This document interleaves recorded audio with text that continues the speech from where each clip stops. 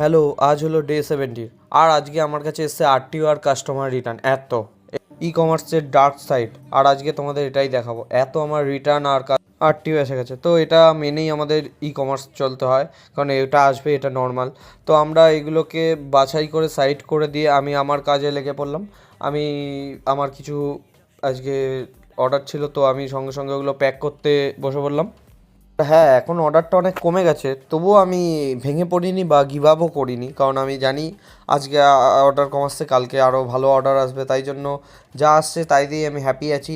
আর ইনস্টাগ্রামে আমি কত ভিডিও ছেড়ে দিয়েছি, তারপরেও কোনো ফলোয়ার্স বা কোনো লাইক আসছে না। আমি জানি তোমরা যেদিন দেখবে হয়তো আমাকে সাপোর্ট করবে।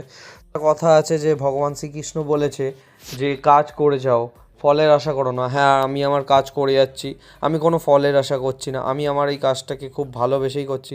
তো দেখা হচ্ছে নেক্সট ভিডিওতে। তোমাদের যদি ভালো লাগে লাইক করো আর পাশে থাকো।